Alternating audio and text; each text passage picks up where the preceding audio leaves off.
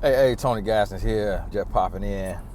Headed to get my 17-year-old, give my wife some time to get ready for our date tonight, get a little head start on it. But wanted to pop in and holler at you. Now, see, normally my wife would drive this 30 minutes to get our 17-year-old, drive back 30 minutes, drop him off, then turn around, go back again an hour later to get our 11-year-old, which will be 40 minutes at that time, and then 40 minutes back. And a lot of times we just don't think about the things that moms have to do, and that's her doing that, without working for somebody else. She worked for us, but imagine the moms who work 40 hours a week and have to figure out school and childcare and all of that on their own, and we just don't give a lot of credit. And then when we mention it, we have that one single dad talking about, what about the dads who do it? Boy, hush, it ain't enough for you. So we just got to think about that. That was a little side note.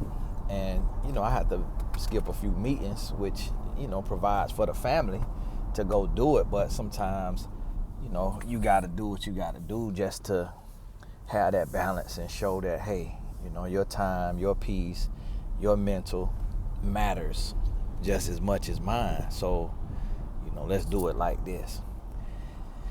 But wanted to pop on here, and because I was talking to a client and she was telling me about how she left a toxic relationship that people was telling her to stay in, talking about it's going to get better.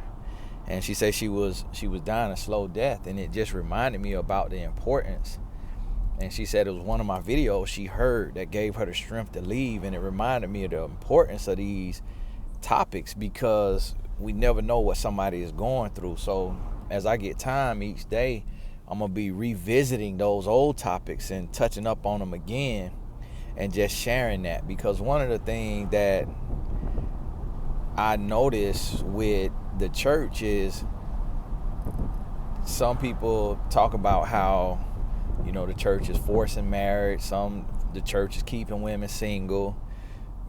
It may be down the middle, but one thing that I don't like is when people try to convince people to stay in a toxic relationship and try to beat somebody over the head with scripture about marriage, as if going through a divorce is a sin of eternal damnation, and that God won't understand or forgive that if you're in sin. But yet the people saying it be telling the people to stay in it, be in fornication, adultery, idolatry, covetousness, all kind of sin, and then want somebody to lose their life and risk their life and lose their life, lose their health, their sanity, their peace to be in this relationship because they don't want a divorce in their marriage. And then yet we see pastors going through divorce for no good reason. And then when a woman is being abused and she being dogged out and mistreated by a sorry man who refused to get therapy, then she treated like a plague or like a demon for wanting to get a divorce for her sanity and her safety. And I don't like that at all. And I know that we serve a loving God and a understanding God, a forgiving God. Meaning, when I say understanding, I don't mean that God condones sin. I mean that God knows all. So if a man is not loving you the way Christ loved the church, the marriage vows are nullified anyways. If a man treating you the way Satan treat the church, then that marriage is not of God. So you holding on to something that Satan got you in. See, God is not the author of every marriage. Humans have free will. So humans can get into an ungodly marriage. Humans can marry somebody that God has not authorized and stamped. So when you get a divorce, you're not divorcing God. You're not divorcing Christianity. You're not divorcing the will and the way of God. You're divorcing Satan's minion that he done put you with. And God already knows that. You're not breaking a godly covenant. You're not breaking a union of God. You got to understand that the devil got unions and covenants too with people. And so we have to stop just being so dumb to the point that we can't have no common sense and understand the complexity of the God we serve. So if God will forgive a murderer, God actually used murderers. Moses was a murderer. It sounds like Saul could have been a murderer. I don't know if he just was throwing people in jail or if he was actually taking lives, but Saul became Paul and wrote 13, 14 books of the Bible and became a mouthpiece for the movement of Christ and used to persecute the church. So we see a forgiving God. Then what makes us think, why are we making women feel like they got to stay bound and trapped in a toxic, loveless marriage? That's the work of the devil. And then people always talk about, oh, prayer changes things, and prayer could, yes, when you believe according to your faith be it unto you. But prayer don't work for a demon. Prayer don't work for somebody that don't love and fear and respect and honor God. You pray till you blue in the face and nothing going to change, because God is a God of free will. God is not a dictator. God don't force nobody to do nothing. So yes, you could pray for your husband and that his heart be softened and that he can grow and change, but he have to want that. And if he don't want that, nothing gonna change. And I'll be honest with you, I work with some men that I hate to say it, I'm like, ain't no help for this man.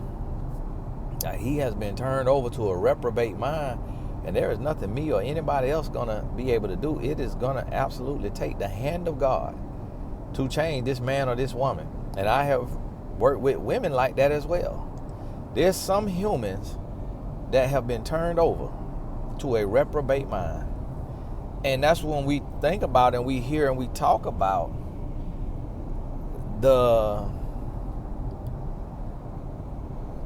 that many are called and few are chosen, and that not everybody gonna make it. Like, God got his who want to come to him, and the devil got his who gonna come to him. And we got to realize and understand that. We got to realize and understand that. I wonder if they'll let. I was just seeing this thing say Florida cracker. And, you know, as black people, we use that as a derogatory term, but white folks, they use it as a term like Cracker Barrel. And I wonder what they'll do if we did a N barrel, like if we took the narrative back and we had us a N-word barrel or Florida N restaurant. There was a fish, it said fish restaurant, Florida Cracker. I'm like, what if we did old Florida N and just take the power back from it? Who gonna go in? I know I ain't going in there to eat. But back to what I was saying, we gotta stop that with that bondage. And then a lot of times the pastors who be preaching it, telling a woman to stay through, hell and high water, be cheating on their wife, be beating on their wife, be doing their wife nasty. Listen, some people was calling me Mr. Break Up and all of that. Oh, all your message about breaking up. My message is about leaving toxic relationships. If it was about breaking up, I wouldn't be celebrating 18 years of marriage this year. So it ain't about breaking up. But listen, if I get toxic and I'm not hearing the voice of the Lord, I want my wife to leave me. I want my wife to leave me. But that's what I don't have, unless I get turned over to a reprobate mind, I have no intention of treating my wife the way Satan treat the church. I have no intention.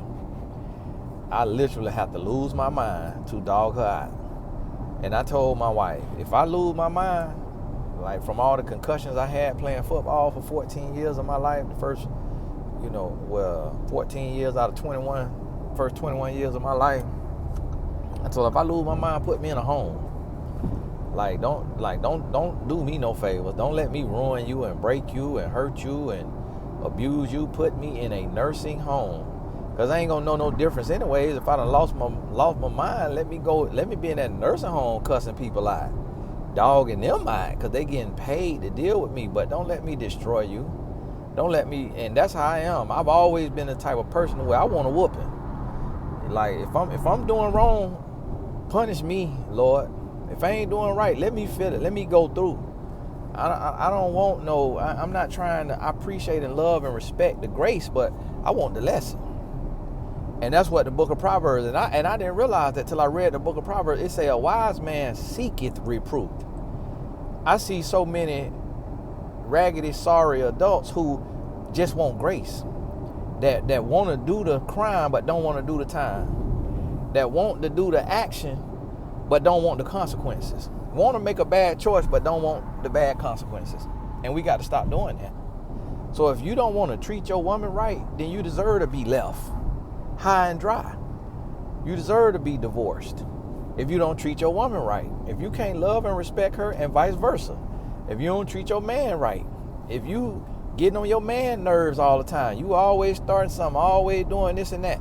I got a family member that's always driving her man crazy, but he ain't in a position to get on his feet and to go nowhere. And so now they in this toxic back and forth relationship, and they be draining me because they know I'm a relationship coach. So the lady in my family be getting on my nerves. And I'm like, listen, I'm tired of hearing it because you don't listen.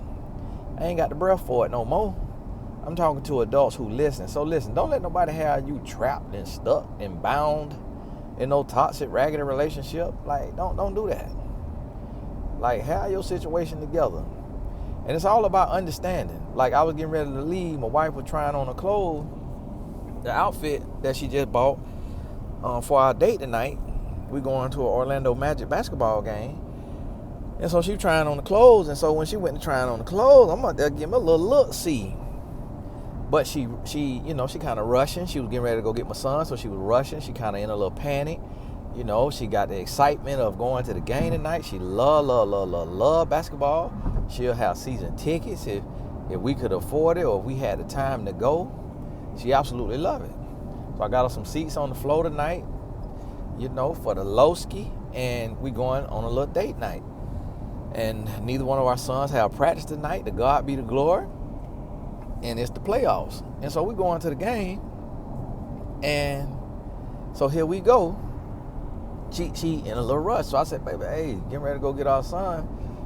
Hey, want my little something. My little piece of something. And so she's like, babe, I'm rushing like I'm doing this. And I could see, I was like, well, hey, when we get home tonight, you're going to be tired. You ain't going to want to do nothing.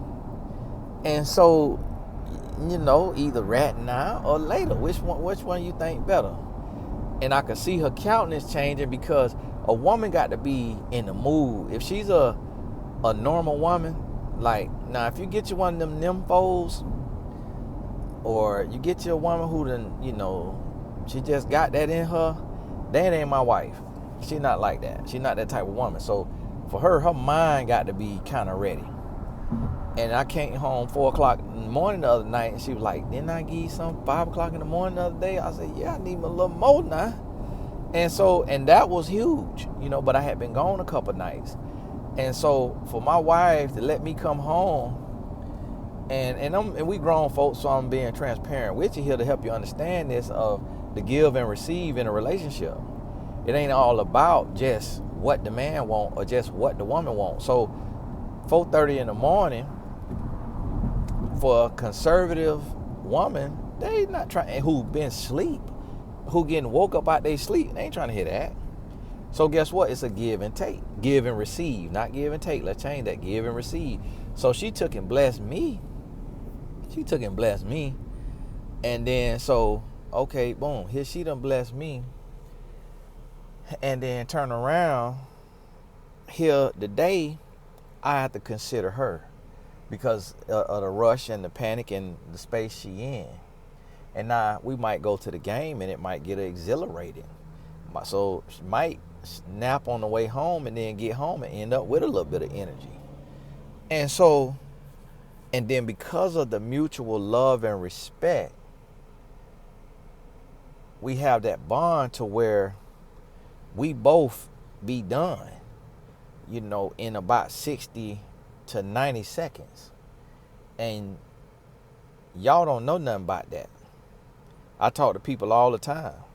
And I had a good conversation with my wife. I'm like, baby, do you want to go that 15, 30, 45 minutes? She said, absolutely not. When I'm done, I'm done. She was like, that'll be annoying. She was like, let me, have my enjoyment. But see, that's when you connect it spiritually. When you connect it spiritually, and it's a healthy soul tie. It's some people who have a demonic or a twisted soul tie, and they'll have that same type of sexual chemistry. But when you get connected emotionally, mentally, spiritually, physically, across the board, then you have that connection. And so it don't take all of that time because you know each other. And the largest sexual organ is the brain. So if your mind says, I love this person, I'm comfortable with this person, I want this person, I desire this person, I need this person, half the battle is already there. A lot of times what people don't understand is when they be so sex crazy and they be like, they be like, I want to have sex before marriage because I don't want to get married and then it's bad. The reason why when you try it out before marriage and it's good, it's because both of y'all is nasty. Because both of y'all is whores. And so it's supposed to be bad when you don't have chemistry spiritually, emotionally, and mentally. But when you loose booty, you can create that chemistry because both of y'all know y'all way around the bedroom because both of you is loose. Both of you is nasty with demonic soul ties. But when you fall in love and you build on love, there's no such thing as bad sex because your mind and your spirit and your heart is completely involved and completely into it. So therefore, when you come together, boom, the climax is inevitable because of where you are spiritually. And that's why the brain is the largest sexual organ, not what's between our legs. And so you got to realize and understand that. So when you in a marriage and you don't have that level of connection, something is gone. Something is off. Something is wrong. Somebody talking to somebody the wrong way. Somebody treating somebody the wrong way. Somebody is not 1,000% invested into the relationship. Something is going wrong. So I need you to realize and understand that and come to that place the way you have that understanding and that knowledge to say, and it ain't about having, I'm not saying get a divorce because you ain't got sexual chemistry. I'm saying if you being abused and you in a toxic relationship, you're going to have to let your partner know, male or female, because it could go both ways. You're going to have to let your partner know, like, hey, let your spouse know, hey, I'm going to be gone. Like, this not going to last. Like, I'm going to have to leave if you don't grow and change. And then you got to see if they willing to grow and change. And if they not willing to grow and change, then, hey, it's an issue. That's an issue. But, hey, don't be afraid to let go if you got to let go. Don't be afraid to get coaching with me if you got to get coaching with me. Counseling, whatever, with a counselor, therapist, coaching with me. One thing about with me, you're going to get a much deeper level of understanding than somebody who read a book in school and took a test and got a state license. It's not going to compare to godly wisdom coupled with experience and knowledge. The comparison is going to be totally different. So when you come over here with me, it's going to be much, much deeper. And so what I'm going to do is, because I opened my session for the second quarter, I'm going to put the link. It's going to say book a session here, and it's a link where you get the session 50% off. So it's only $250 instead of $500. Connected to this video only right now. And then when you click and you pay, it's going to take you to a confirmation page that have a link to my schedule. Now, my schedule be booked out. I need you to understand that now. Now, if I charge it a VIP $750 an hour, then I could get you in a couple of days, because I could cancel some, move some around. But just my normal booking at the discounted rate is going to be booked out. So if it's a crisis, you need to make a decision within the next week or two. Then in the notes where it say, tell us how we can help you on this call, then put that crisis, need to make an immediate decision. Then I can see if I can bump you up, if possible. Can't guarantee you though. But keep your head up, keep going. This Tony Gaskins. All the important links are in the description. If you need insurance, click in the link in the description that for insurance. If you want to become an insurance agent, I got 112 spots left on my team. I'm building the 200 recruits and trying to get all 200 of y'all, which probably might only end up being 20 of y'all that make it, insured, so we can insure my 3.5 million supporters online. Because we want to insure everybody. We want to make sure everybody, when you getting ready to go home to the Lord, your family can easily bury you and send you off proper. And you can write in your will how you want it done. What color casket, what color outfit, where you want it done at, for your money to be released to whomever. And so we want to be, and then we want to leave money to our family, to our next of kin, whether it's your kids, your mama, your daddy, your brother, your sister, your niece, your nephew, or you can split it up across them, and give everybody a little piece. And so they got something to remember you by, and you've been a blessing to them. But hey, this Tony Gaston. God bless you. Check the links in the description, and we'll talk soon. Oh, I added to the course. Did I ever publish it? I added to the 1322 agency course on there about the juvenile policies, the $1 Million Baby call that we had last night. So if you missed it, the recording is in there. God bless you.